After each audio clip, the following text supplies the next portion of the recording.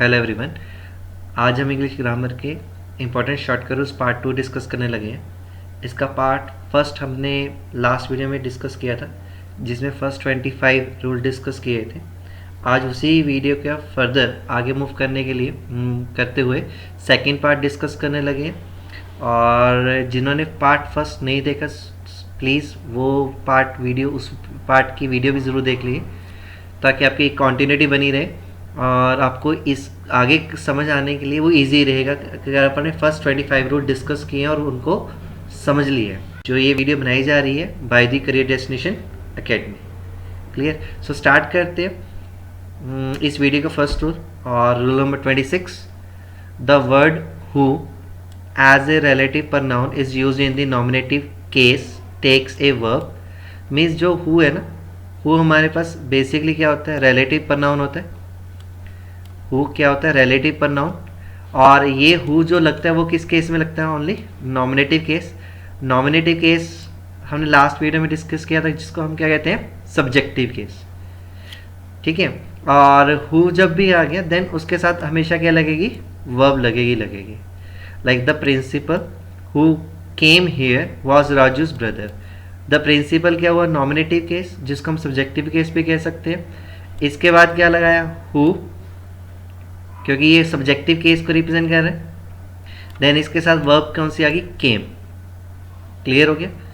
Subjective case क्या होता है, जो करता होता है, जो एक्शन परफॉर्मर है। ठीक है, यहाँ पे एक्शन परफॉर्मर है the principal who came here, जो आया पर्सन। ठीक है, वो कौन था, Raju's brother.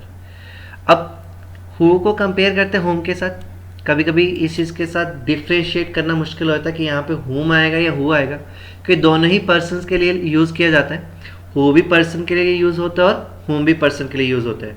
But home objective case में यूज़ किया जाता है और हु सब्जेक्टिव केस या नॉमिनेटिव केस के लिए। हु जब भी आएगा इसके साथ वर्ब आएगी, लेकिन होम जब भी यूज़ करेंगे उसके बाद वर्ब यूज़ नहीं होगी।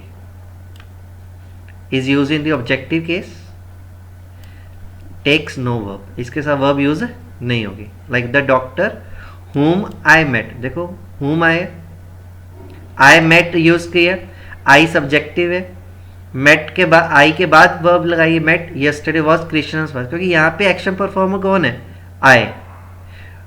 जो डॉक्टर है उसका सिर्फ नेम यूज किया जा रहा है, वो कोई एक्शन परफॉर्म नहीं कर रहा। मीन्स इसका कहने का मतलब क्या है, सेंटेंस का अगर हम ट्रांसलेशन का ये कह रहे हैं, the doctor whom I met yesterday was Krishna's father। जिस डॉक्टर के साथ मैं मिला था वो कौन था, कल कृष्णा's फादर, कृष्णा का फादर था। क्लियर हो गया? नेक्स्ट रूल लेके चलते 27, agreement of the verb with its antecedent in number and person.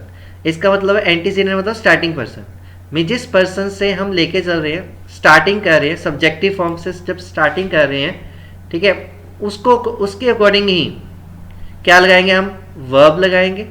ठीक है। और अगर हमने ये कह रहे हैं कि वर्ब भी उसी के अकॉर्डिंग लगेगी, जिसके अकॉर्डिंग जो पर्सन होगा या जो नंबर होगा। जैसे यहाँ पे है I who is your brother must trust you. अब आई आ गया, उसके बाद रिलेटिव प्रोनाउन आ गया हु, उसके बाद वर्ब क्या लगी, इज। अब जो इज है किसके अकॉर्डिंग लगेगी, जो एंटीसीडेंट है। एंटीसीडेंट ये हो गया।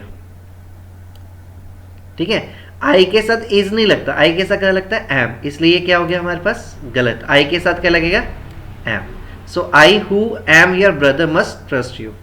Similarly you who is my friend, ये भी गलत हो गया, क्योंकि इज नहीं आएगा, यू के साथ क्या लगेगा, are. So you who are my friend. Clear हो गया? नेक्स्ट रूल मूव करते, rule number 28, if a pronoun is to be placed after to be. To be का मतलब क्या होता है, यहाँ पे ऑक्सिलरी वर्ब या हेल्पिंग वर्ब कह सकते हैं। ऑक्सिलरी वर्ब या हेल्पिंग वर्ब कह सकते हैं। कौन सी होती है, is, am, are, was, were, उसके बारे में बात करें।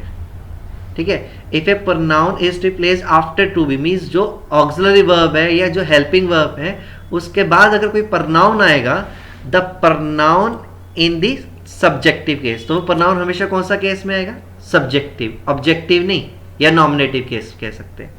जैसे इट इज हिम, हिम गलत हो गया। हिम कौन सा केस है, ऑब्जेक्टिव, ही का हिम। क्या यूज करेंगे, subjective, so it is he. It was her whom I called yesterday, ये भी गलत हो गया, हर नहीं आएगा, क्या आएगा, it is she whom I called yesterday।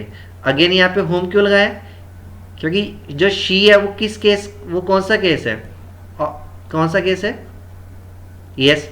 अब ये नहीं है कि एक ऑब्जेक्टिव और सब्जेक्टिव केस का मतलब ये है कि जो परफॉर्मर है वो भी तो देखना है ना, वो किसके बारे में बात कर रहे हैं। यहाँ पे वर्ड शी है, लेकिन जो शी है ये जरूर हमारे पास नॉमिनेटिव केस में आता है या सब्जेक्टिव केस में आता है, लेकिन ये एज ए किस केस में यूजर है, एज ए ऑब्जेक्टिव केस में यूजर है। शी किस केस में यूजर है, एज ए ऑब्जेक्टिव केस में। तभी हमने क्या लगाया यहाँ पे, whom, it is she whom I called yesterday। Clear हो गया रूल, आगे चीज समझ। नेक्स्ट रूल करते हैं rule number 29। If the subject is of third person singular number he she it, add S और SES और IES to the first form of the verb to make it singular number। Means जब भी third person के बारे में बात करेंगे, third person में सिंगुलर में क्या आता है, ही शी इट, और जब भी ये single as a singular form में यूज होंगे, he she it as a singular form means अकेले यूज हो रहे हैं, देन इनके साथ जो वर्ब लगेगी वो कौन सी लगेगी, अकेली वर्ब जिसके साथ S या ES लगेगा। क्लियर हो गया, क्योंकि ही शी इट के साथ ही क्या लगाते हैं हम, S या ES। जैसे यहाँ पे एग्जांपल है, she plays the violin, plays है, शी के साथ प्ले, प्ले के साथ क्या लगा है, S, क्योंकि शी आ गया। यहाँ पे अगर दे होता, दे प्ले द वायलिन आता, फिर प्लेज ना होता, दे या वी आता या आई आता, आई के साथ प्ले आएगा, दे के साथ प्ले आएगा, वी के साथ प्ले आएगा, यू के साथ प्ले आएगा, लेकिन यहाँ पे शी है, ही है, ठीक है, देन क्या यूज करेंगे, plays. He loves his parents, loves आया। The dog barks at the people, the bird flies in the sky, he does his duty. सभी के साथ क्या लगाया हमने, एस या ES, क्योंकि क्या यहाँ पे यूज करें, he she it, the dog है ना वो as a it form use करते हैं, द बर्ड हो गया सिंगुलर है, जब भी सिंगुलर के साथ लगेंगे तो वर्ब के साथ S या ES। अगर यहाँ पे आई होता, यू होता, वी होता, दे होता, देन हम क्या यूज करते हैं, प्ले, लव, ठीक है। द बर्ड्स, अगर मतलब कोई ज़्यादा चीज़ होती तब फ्लाई यूज करते, ही डज नहीं, अगर ही या डज आया, दे होता तो डू आता, their duty, they do their duty. Clear हो गया। Next rule number 30, the following verbs are not usually used in the continuous form. Means जो ये वर्ड है ना, जो ये वर्ब्स हैं, सॉरी वर्ब्स, जो ये वर्ब्स हैं, जैसे सी हो गया, स्मेल हो गया, फील हो गया, हियर हो गया, नोटिस हो गया, रिकॉग्नाइज हो गया, सी हो गया, think, agree, believe, consider, remember, hope, understand, mind, suppose, hate, love, know, have, want, forgive, keep, prevent, etcetera. जब भी ये वर्ड्स है ना, ये कॉन्टिन्यूस में, ऑलवेज कॉन्टिन्यूस फॉर्म में यूज नहीं होंगे। ऑलवेज मतलब हमेशा इनको कॉन्टिन्यूस फॉर्म में यूज नहीं कर सकते, क्योंकि ये जब कोई पर्टिकुलर केस में होगा, कोई स्पेसिफाई केस में होगा, तब ही हम यूज कर सकते हैं इनकी कॉन्टिन्यूस फॉर्म। लेकिन हमेशा, लेकिन are not usually used. Usually का मतलब हुआ यस, कि हमेशा means, usually means regular way में यूज नहीं करते। इनकी जो इनकी फॉर्मेशन होती है वो एज इट इज होती है। कॉन्टिन्यूस फॉर्म तब होगी जब इन पे कोई पर्टिकुलर केस आएगा, ठीक है। यहाँ पे लिखा हुआ ना, but they may be used in continuous form in a particular case. जब कोई पर्टिकुलर केस आएगा तब ही हम यूज कर सकते हैं, अदरवाइज हम इस चीज का यूज नहीं कर सकते। जैसे एग्जाम्पल है, he is having a telephone connection, he is having a telephone connection नहीं होता, he has a telephone connection होता है। The flower is smelling sweet, is smelling sweet नहीं होता, द फ्लावर स्मेल स्वीट होता है। The manager is saying your application, yes ये ठीक है। अब ये क्यों सही है, क्योंकि वो पर्सन अभी ही उसकी एप्लीकेशन चेक कर रहा होगा, ठीक है। ये नहीं है कि वो कॉन्टिन्यूटी हमेशा चेक ही करता रहता है।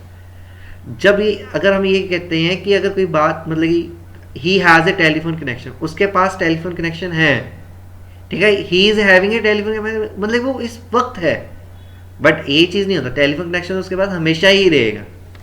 क्लियर है? द फ्लावर स्मेलिंग स्वीट, इसका मतलब क्या है कि जो फ्लावर है वो अब जो उसकी स्मेल आ रही है, जो सुगंध दे रहा है, वो अब ही दे रहा है, आगे नहीं देगा। कॉन्टिन्यूस तब लगता है फॉर टेम्परेरी एक्शन। ठीक है, टेम्परेरी एक्शन के लिए हम क्या यूज करते हैं? Continuous form. लेकिन अगर कोई टेम्परेरी एक्शन नहीं है, परमानेंट एक्शन है, देन उसके साथ हमेशा क्या लगेगा?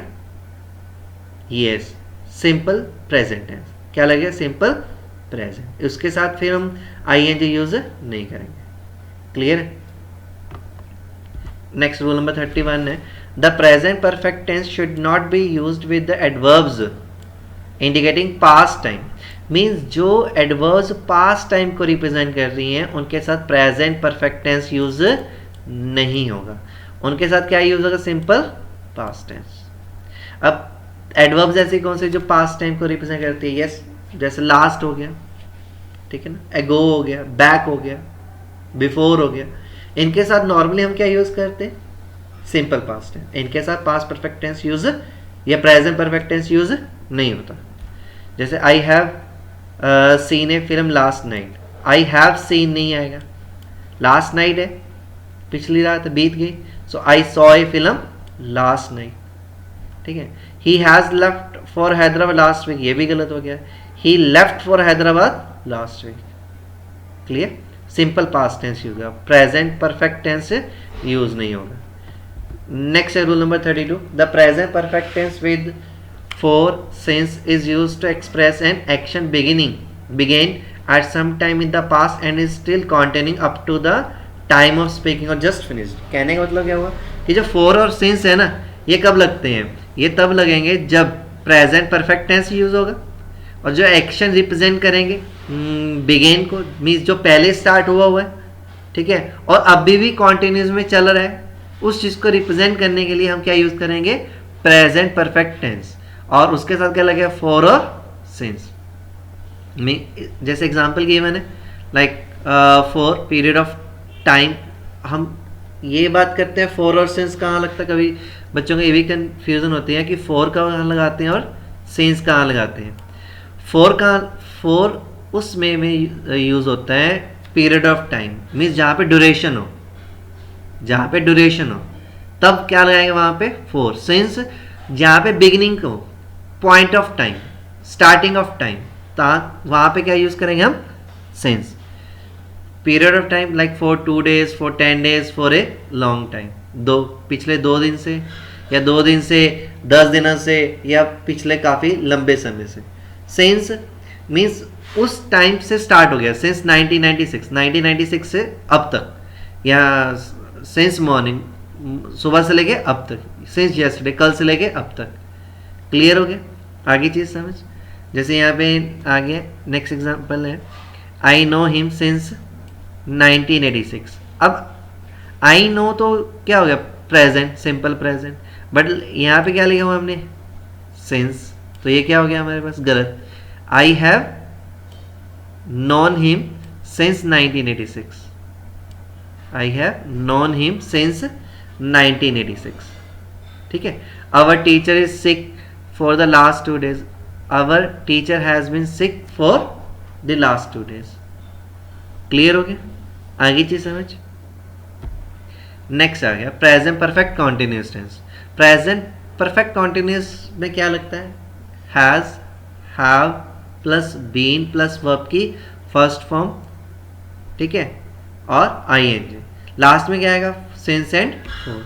सिंस और फॉर का सेम यूजेस है जो पहले हमने डिस्कस किए, बस फर्क क्या होगा? ये उस चीज को रिप्रेजेंट करता है कि जो पीछे शुरुआत हुआ अभी भी कॉन्टिन्यूट में भी चल ही रहे। ठीक है, I am reading this novel since morning, ये गलत हो गया। क्या आएगा? I have been reading, have आ गया, आई के साथ हैव यूज करते हैं, been reading this novel since morning. They are going to English classes for the last 1 month, गलत है, अगेन ये गलत है। They have been going to English classes for the last 1 month। Clear हो गया? आगे चीज समझ। नेक्स्ट है rule number 34, when the first action led to the second action immediately, the simple past tense plus simple past tense are use. इसका मतलब क्या हुआ, मीन्स जब एक एक्शन खत्म हो गया साथ के साथ दूसरा एक्शन भी क्या हुआ, कंप्लीट हो गया, मीन्स दोनों एक्शन एक टाइम पे ही कंप्लीट हुआ पास्ट में, देन वो सेंटेंस दोनों ही किस में आएंगे, सिंपल पास्ट में आएंगे। दोनों सेंटेंस किस में आएंगे, सिंपल पास्ट में आएंगे। जैसे यहाँ पे एग्जांपल है, when he opened the gate they had come in. अब यहाँ पे तो सिंपल पास्ट है, लेकिन यहाँ पे क्या लिखा है, पास्ट परफेक्ट। सो क्या हो गया, गलत हो गया, क्योंकि when he opened the gate, जब उसने गेट खोला तो बस साथ के साथ अंदर आ गए। सो क्या होगा, दोनों ही सेंटेंस किस में होंगे, सिंपल पास्ट में। When he opened the gate they came in, when he opened the gate they came in. Clear हो गया। नेक्स्ट लेके चलते हैं, rule number 35। When the first action completed before the second one started, the past perfect tense for the first finished action and simple past tense for the second are used। इसका मतलब क्या, means जब एक action अभी start नहीं हुआ लेकिन जो पहले वाला एक्शन है वो कंप्लीट हो चुका है, जब फर्स्ट एक्शन कंप्लीट हो गया लेकिन अभी तक सेकंड एक्शन स्टार्ट नहीं हुआ, देन क्या करेंगे, the past perfect tense for the first finished action. Means जो पहले एक्शन कंप्लीट हो चुका है, जो पहले एक्शन कंप्लीट हो चुका है उसके साथ क्या लगाएंगे हम, past perfect tense for the first finished action. And जो सेकंड वाला जो भी चल रहे हैं या जो होना है, the simple past tense for the second are used. Clear. Means एक सिंपल पास्ट रहेगा, दूसरा पास्ट परफेक्ट। पास्ट परफेक्ट कौन सा होगा, जो एक्शन पहले परफॉर्म हो चुका है। एग्जाम्पल है, the patient died before the doctor arrived. अब पेशेंट मर चुके हैं, before the doctor arrived, doctor के आने से पहले। अभी डॉक्टर आए नहीं है लेकिन पेशेंट पहले मर चुके हैं। सो क्या होगा, the patient had died before the doctor arrived. Clear हो गया। मीन्स जो एक्शन पहले कंप्लीट हो गया उस वो तो आएगा सिंपल पास्ट परफेक्ट में, सेकंड वाला किस में आएगा, सिंपल पास्ट में। नेक्स्ट है rule number 36। After negative sentence the question tag should be used in an ordinary interrogative form. इसका मतलब है कि मीन्स जब सेंटेंस अगर नेगेटिव है देन उसके बाद दोबारा से नेगेटिव नहीं आ सकता। ठीक है, वो कौन सा आएगा हमारे पास, इंटेरोगेटिव, ऑर्डिनरी इंटेरोगेटिव, मतलब नेगेटिव नहीं, ऑर्डिनरी इंटेरोगेटिव। एग्जाम्पल है, she did not like that book. Did not she, गलत हो गया। She did not like that book, did she, क्योंकि एक बार में तो हमने इसको ये बोला है कि वो इस किताब को पसंद नहीं करते, देन उसके बाद हम क्या कहते हैं, वाकई क्या ये सही है, ठीक है ना। अब उसके बाद उसमें नॉट नहीं लगाते हम, डिड नॉट शी, वो तो ऑटोमेटिकली नॉट पहले आ चुका है तो दो नेगेटिव तो नहीं आएंगे ना। वो ये कह रहे हैं कि she did not like that book, कि वो इस किताब को पसंद नहीं करते, क्या वाकई सही है गलत। हम ये कहना कि डिड शी मीन्स ये कि सही है, ठीक है ना।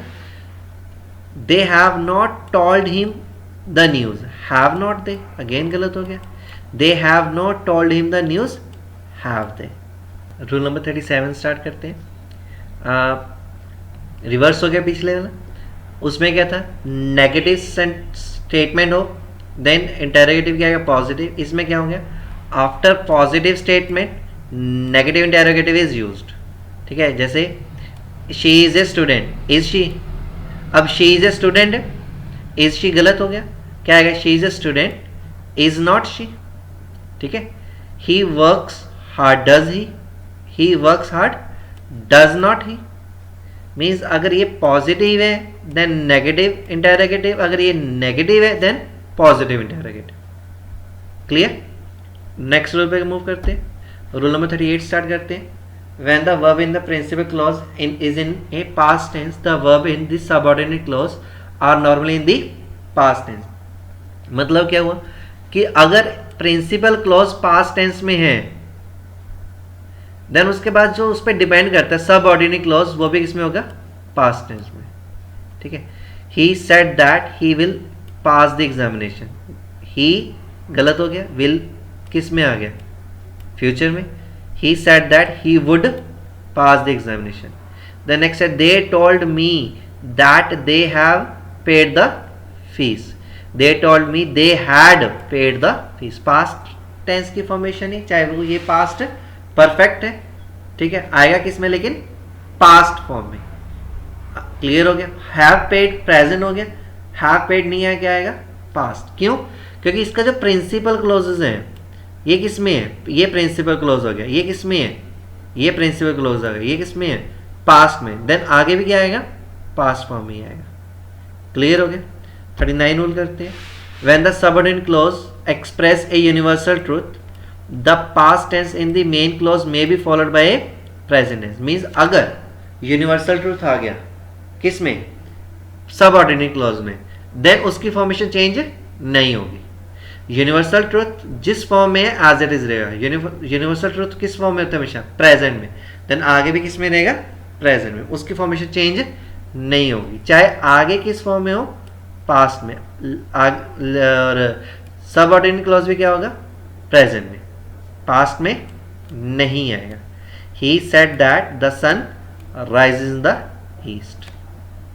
रूल नंबर 40 है the past tense in the main clause may be followed by any tense after the conjunction than in the subordinate clause. Means पहले जो बीच में कंजंक्शन आ रही थी वो दैट थी, ठीक है, उससे पहले अगर पास्ट टेंस है देन प्रिंसिपल क्लोज अगर पास्ट टेंस में है then main clause, subordinate clause में किस में था, पास्ट टेंस में। अगर यूनिवर्सल ट्रूथ है देन प्रेजेंट में। बट अगर यहाँ पे कंजंक्शन देन है, दैट नहीं है, कंजंक्शन क्या है, देन कोई भी फॉर्म आ सकती है। कोई भी फॉर्म मतलब कि है चाहे वो पास्ट में है चाहे वो प्रेजेंट में है। He worked faster than we do, ठीक है, वर्कड फास्ट, वर्क किस फॉर्म में, पास्ट में, देन आ गया कंजंक्शन, इसके बाद क्या लगाया, डिड, ठीक है। He worked faster than we do, worked के पास्ट में, लेकिन यहाँ पे कौन सी लगाई है हमने, वर्ब, देन के बाद प्रेजेंट, यहाँ पे वर्ब कौन सी लगाई है, पास्ट। दोनों क्या है, सही है, गलत नहीं है, कोई भी लगा सकते हो, ठीक है।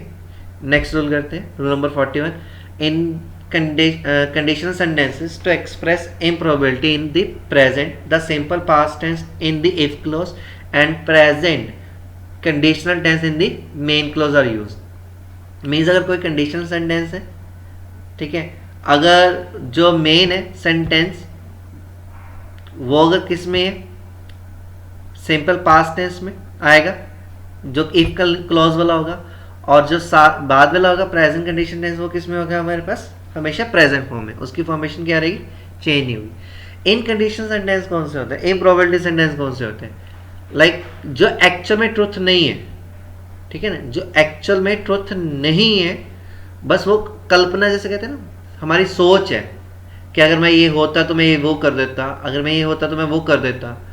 उस सेंटेंस में हमेशा फॉर्मेशन के साथ हेल्पिंग वर्ब कौन से लगाएंगे हम, वर्ब। हेल्पिंग वर्ब कौन से लगेगी, हमेशा वर्ब। किस फॉर्मेशन में, जब इम्प्रॉबेबिलिटी की बात करेंगे, जो सेंटेंस इम्प्रॉबेबिलिटी होंगे उस फॉर्मेशन में हमेशा क्या लगाएंगे हम, वर्ब यूज करना है, चाहे आई है चाहे ही है, वर्ब कौन सी यूज होगी, हमेशा वर्ब। क्लियर। जैसे यहां पे example, if I were the principal I would punish him. If I were the principal, ठीक है ना, I would punish him.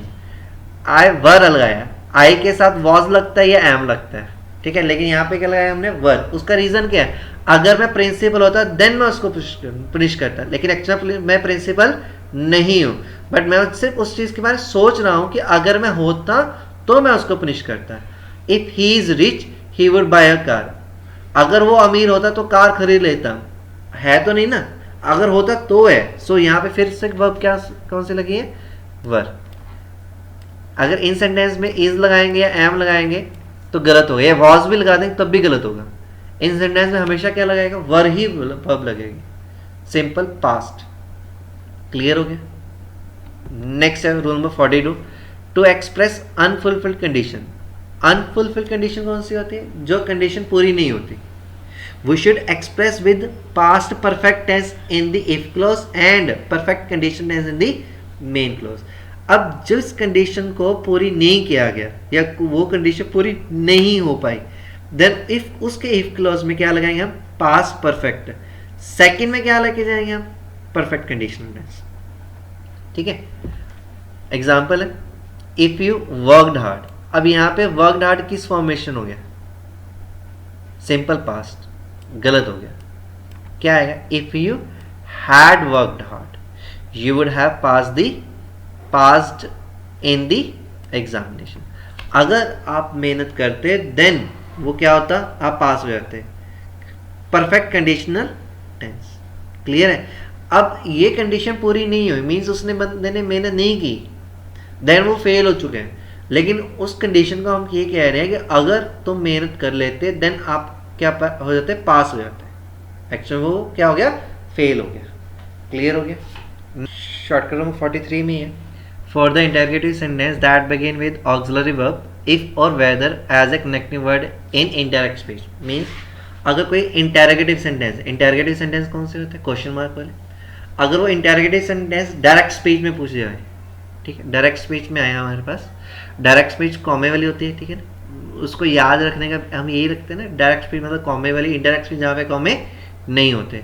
Means अगर डायरेक्ट स्पीच जो इंटरोगेटिव सेंटेंस है उसको कन्वर्ट करना है इनडायरेक्ट स्पीच में, देन हमें क्या लगा के जाना होगा, इफ या वेदर, इधर if or weather. Example given है, he said to me are you going there. ठीक है, अब ये क्या था हमारे पास, direct speech. He said to me are you going there कौन सी फॉर्म में, डायरेक्ट स्पीच। इसकी इनडायरेक्ट स्पीच कौन सी है, he asked me if I was going there. या एक और example, are they ready or not, she said to me. इसकी इनडायरेक्ट स्पीच कौन सी, she asked me whether they were ready. Clear.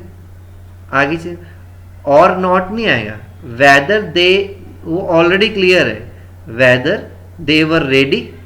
वो हम वेदर का मतलब ही होता है कि हो भी सकते हैं और नहीं भी हो सकते। क्लियर हो गया। डायरेक्ट को इनडायरेक्ट में इस फॉर्मेशन में कन्वर्ट करते हैं। आगे चीज समझ। नेक्स्ट रूल करते हैं, rule number shortcut rule number 44 है, no other conjunction should be used as a connecting word in indirect speech when the question indirect speech begins with why or how question words। इसका मतलब क्या हुआ कि जो WHO family के होते हैं, WH मीन्स what हो गया, which हो गया, why हो गया, who हो गया, how हो गया, इनके साथ कोई भी कंजंक्शन यूज नहीं किए जाते। ठीक है, नाम दैट लगाए, नाम इफ लगाए, नाम वेदर लगाए इन इनडायरेक्ट स्पीच के साथ। जैसे यहाँ पे एग्जाम्पल ये बना, ही asked me that who my best friend was, गलत है। ही आस्क्ड मी दैट नहीं आएगा, और हु यूज नहीं करेंगे, हु के बजाय क्या यूज करेंगे, हुम my best friend was. Who subjective case में यूज किया जाता है, यहाँ पे सब्जेक्टिव नहीं है, यहाँ पे ऑब्जेक्टिव है, हमने पीछे रूल किया है डिस्कस। सो यहाँ पे हु नहीं आएगा, क्या आएगा, हुम आएगा। ही asked me who my best friend was. Next है, he asked me that how I got time to write all post in my blog। अब how आ गया, that नहीं यूज करेंगे। he asked me how I got time to write all post in my blog। Clear हो गया। आगे चीज समझ। Next rule number 45 है, no preposition is used after the verb told। Means told के बाद कोई भी preposition यूज नहीं किया जाता। said के वजह से to ही लगाते हैं, लेकिन सेड कन्वर्ट होता है, सेड टू कन्वर्ट होता है टोल्ड में, देन टोल्ड के साथ टू यूज नहीं होगा। He told me to me, गलत है, ही टोल्ड टू मी नहीं होगा, he told me that he had pass the examination. Clear हो गया।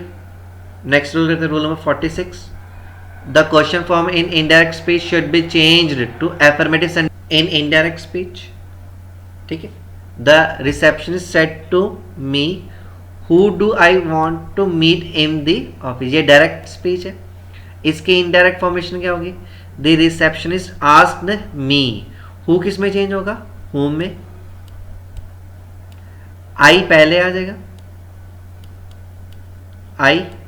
अब डू प्रेजेंट में है, आस्क्ड है पास्ट में, देन आगे भी क्या आएगा, जो सबऑर्डिनेट है वो भी सेंटेंस किस में होगा, पास्ट में, whom I wanted to meet in the office। ये हमारे पास क्या था, डायरेक्ट स्पीच। डायरेक्ट को हमने किस में कन्वर्ट किया, इनडायरेक्ट स्पीच। क्लियर हो गया। नेक्स्ट रूल करते हैं 47, the verb suggest purpose in indirect speech should B followed by that close with auxiliary verb should. मैं जब सुजेस्ट आ गया देन इसके बाद क्या लगाएंगे हम, दैट यूज करेंगे और with the help of auxiliary verb should. Subordinate clause में कौन सा आएगा, शुड आएगा। जैसे यहाँ पे एग्जांपल थी, I suggested me to go for a walk every morning, गलत है। I suggested to me that I should, ठीक है, he suggested to me that I should go for a walk every morning. Next rule है 48, in the absence of indirect object after suggest a gerund form is used. Gerund मतलब verb के साथ ING, verb के साथ ING means अगर कोई object नहीं है, जैसे पिछले में क्या था, मी था, लेकिन पिछले में क्या है, सब्जेक्ट मी है, ही सजेस्टेड टू मी, ये ऑब्जेक्ट है। लेकिन अगर ऑब्जेक्ट नहीं है, ऑब्जेक्ट क्या है हमारे पास, मिसिंग है, देन क्या लगाएंगे हम, जेरेंट फॉर्म, वर्ब के साथ जेरेंट फॉर्म। जेरेंट फॉर्म मतलब वर्ब के साथ ING. He suggested going for a walk every morning, he suggested going for a walk every morning। 49 rule है, the verb tell should be used with an object। जो tell verb है वो object के साथ लगेगी। अगर ऑब्जेक्ट नहीं है देन said कन्वर्ट नहीं होगा, said ही में said ही रहेगा। लेकिन अगर कोई ऑब्जेक्ट है said के साथ देन ही क्या आएगा, told फॉर्मेशन यूज होगी या tell फॉर्मेशन यूज होगी। If there is no object said is used in the past, past में said यूज होगा, अगर प्रेजेंट है तो से ही रहेगा। He told that he had pass in the test, गलत है, टोल्ड नहीं आएगा, क्या आएगा, he said that he had pass in the test, या he told me that he had pass in the test. Clear है, दोनों में से कोई भी यूज कर सकते हैं, या सेड या टोल्ड। अगर टोल्ड लगाना है तो ऑब्जेक्ट यूज करना होगा, ठीक है। लास्ट करते हैं इस पार्ट का 50th rule, in comparison the conjunction then should be followed by any other if a person or thing is compared with any other person or thing among some or many। means अगर हमारे पास कोई comparison form compare कर रहे हैं then conjunction कौन सी लगाएंगे हम, then, और देन के साथ हमने कौन सा यूज करनी है, एनी अदर वर्ड कौन सा यूज करना है, any other. If a person or thing is compared with any other person or means अगर मैं एक पर्सन को या एक थिंग को बाकी सबसे कंपेयर करना चाह रहा हूं देन मुझे क्या यूज करना है, एनी अदर। एनी अदर का मतलब बाकी सब, ठीक है, क्योंकि सेम फॉर्म को चेंज सेम चीज को हम कंपेयर नहीं कर सकते। मीन्स डायमंड को डायमंड के साथ कंपेयर नहीं किया जाता, डायमंड को गोल्ड के साथ कंपेयर कर सकते हैं, या डायमंड को किसी उसी टाइप के और नॉन मेटल के साथ क्या कर सकते हैं, हम कंपेयर कर सकते हैं, लेकिन डायमंड को डायमंड के साथ कंपेयर नहीं कर सकते हैं, ठीक है। सो उसको अलग करने के लिए हमें क्या यूज करना होगा, एनी अदर। जैसे यहाँ पे मुंबई है, Mumbai is greater than any city in India, any city में तो मुंबई भी आ गया, एनी सिटी इन इंडिया में मुंबई आ गया ना, क्योंकि एनी सिटी में कोई भी सिटी, अब कोई भी सिटी हो देन मुंबई इंक्लूड हो गया। अब मुंबई से तो ग्रेटर नहीं हो सकता, सो क्या होगा, Mumbai is greater than any other city. Any other मतलब क्या हो गया कि जो मुंबई से अलावा, मुंबई के अलावा जितनी भी अदर सिटीज हैं उनसे मुंबई क्या है, ग्रेटर है। क्लियर है, उस चीज को हमें क्या यूज करना है, एनी अदर, ये एक्सेप्ट कह सकते हैं। क्लियर, दोनों में से कोई भी हम वर्ड यूज कर सकते हैं। क्लियर हो गया, 50 रूल क्लियर हो गए। 25 इसमें कवर किया, फर्स्ट 25 हमने फर्स्ट पार्ट में कवर किए थे। सो जिन्होंने फर्स्ट पार्ट नहीं देखा वो अगेन मैं यही रिपीट करूँगा, वो फर्स्ट पार्ट ज़रूर देखें, देन आपको ये 50 रूल क्लियर होंगे, ठीक है। और नेक्स्ट पार्ट, थर्ड पार्ट में हम नेक्स्ट 25 रूल्स डिस्कस करेंगे। आपको ये 50-50 रूल क्लियर हो गए होंगे। तो वीडियो अच्छी लगी हो please share the video and like the video, and comment section में अगर कोई क्वेश्चंस है वो पुट अप कर सकते हो, ठीक है, या कोई सजेशन है वो पुट अप कर सकते हो, ठीक है। Thank you so much.